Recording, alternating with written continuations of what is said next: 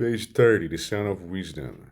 If the aggregates of form truly existed, then the causal forms, the four great elements, and what results from those four elements, the five sense faculties and their objects, five objects, would have to exist in relation to each other in one of the following ways. The cause would have to exist before the result would have to exist before the cause, or cause and result would have to exist simultaneously.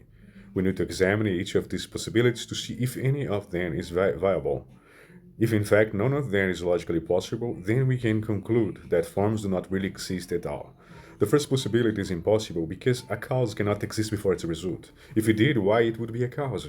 Something is a cause only if it produces a result, but if not, if no result exists, then there is no reason to call anything a cause. Nothing has performed the function of a cause, and therefore no cause exists. Thus, the cause cannot exist before the result, nor can the result exist before the cause, because if it did not, it would be a result that was not produced by anything.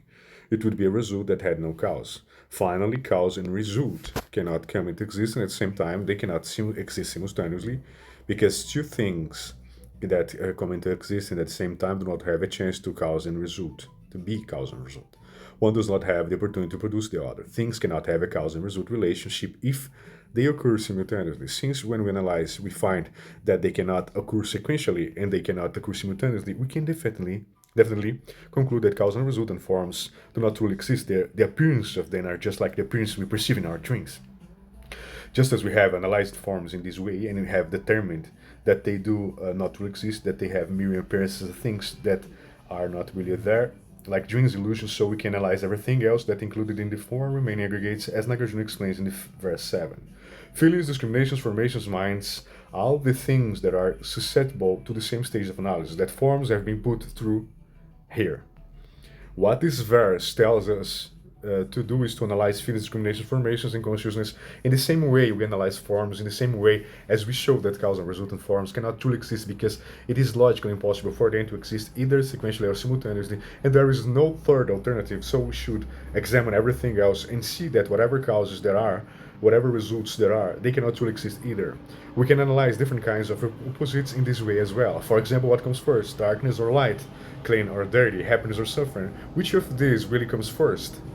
Based on this analysis, we can gain certainty that dependently existing phenomena do not truly exist, because they cannot exist one before the other, they cannot exist simultaneously, and there is no other possibility.